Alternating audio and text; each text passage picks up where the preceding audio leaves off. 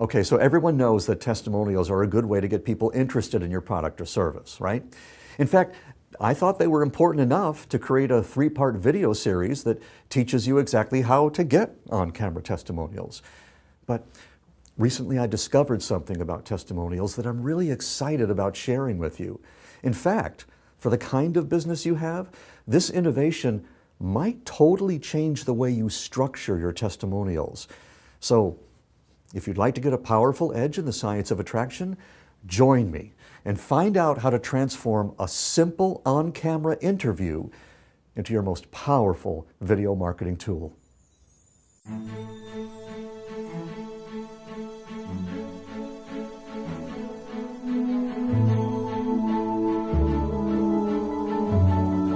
Hi, I'm Steve Washer of BrainyVideo.com and creator of Video Marketing Mastery. So, at the heart of it, testimonials are nothing more than a way to help your prospective client visualize what it would be like to work with you. But for many of us, there's a problem with this. You see, testimonials are ideally suited to businesses that sell what many call tangibles. And there's a good reason for this. If you sell beach balls or bicycles or bunny rabbits, visualization is a pretty easy thing to do. Just show your product being used. And the big bonus here is that you don't really need to say anything else. This is what they do in the movies. When Arnold rode off on a certain motorcycle in the Terminator movies, Harley-Davidson's sales shot through the roof. And no one in the movie was saying, "This is a marvelous motorcycle. It gets 50 miles to the gallon, and the seat makes me feel all cozy."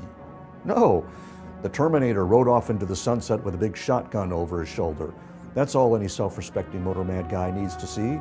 They want to be cool, like Arnold.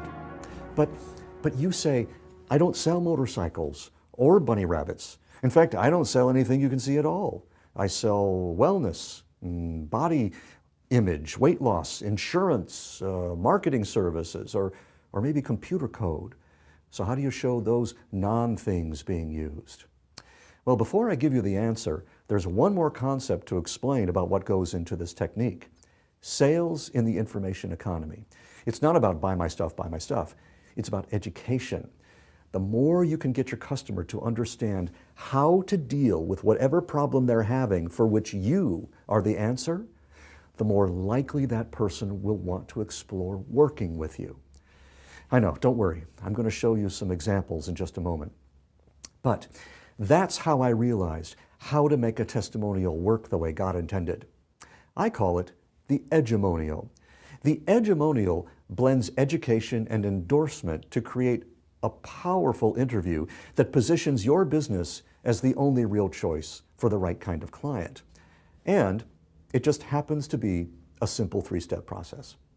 So, step 1, decide exactly what you want your customer to know about how to get the best results from working with you. Step 2, find a customer who has used your service and now understands how to get the most out of it, either because they actually went through the process or because they decided that next time they'll do it differently based on what they learned. Then ask them to go on camera and tell them you'd like them to talk about how someone else can get the most out of your service. At this point, don't worry about guiding their answers. The reason is that they'll have their own ideas, and you should take note of them in case there's anything that you can use later to improve the delivery of your service. Step 3, tape the interview. Now, for some interviewees, this can actually be kind of an emotional experience because when you ask them to help others with their advice, they'll put so much more of themselves into the interview. They literally become part of your team. So let's look at a couple of examples now for a client who sells one of the most intangible services in the world, computer programming. For a new customer, what I would like to recommend is that you have good project management in place. Okay, vteams is very effective. I mean, if you have all of your goals lined up, okay, you have a good project manager over here who's able to distribute the workload. Because if you don't have good project management in place, those guys are going to kind of sit over there and twiddle their thumbs and figure out, okay, what do we do now? Or, as I said, for distance and time is a matrix, so you have to keep in mind. You may give them something, and if you don't have the right instruction set in place, you may come back next day and then either nothing got done, or whatever got done was not what you wanted. So that was one of the things we had to learn a little bit, understand it a little bit, how all that works. And I think we've gotten to a point where we have a very good system in place, and any person that gets added over there is able to contribute to the project, within a matter of 30 days. Working with vteams, typically you'll have a programmer that's on a different workday schedule. Their workday might start when yours is about to end, or it's at a different time structure. So what naturally fell into place in working on my project, I found I could take care of what I needed to do during my business day, and then either before my business day started or right after it ended, I could give my undivided attention to somebody who was totally dedicated to your project.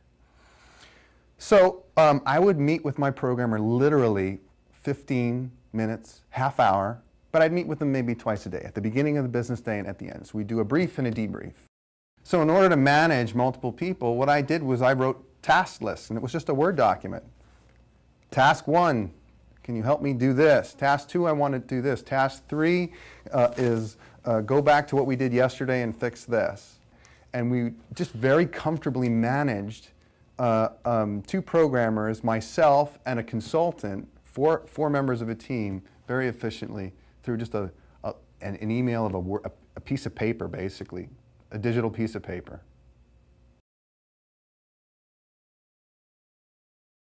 I got the best service. I got the job. Honestly, my nickname for my programmer is Superman. This guy does what 3 guys couldn't do. And he's really saved my business. vteams saved my business. Did you notice how much buy-in the clients had in relating their experiences and how much thought they put into helping another prospective client make the decision? Listen, this is an easy one to do. It will work for you if you have a service-based company, and it's the absolute best way to help your prospective client visualize becoming an actual client. And here's the best way to make this your new reality. Click on the video series in my YouTube channel called Testimonial Magic. The 4-part series will play right through, and this video will become part 4. Watch it again and follow the directions.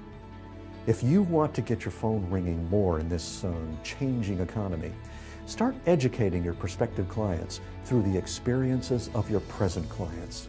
Don't give them a testimonial. Give them an edumonial. For more tips like this one, visit my blog and pick up your free copy of the Video Star, the best way I know of to get your on-screen personality and your message all moving in the right direction. I'm Steve Washer with BrainyVideo.com.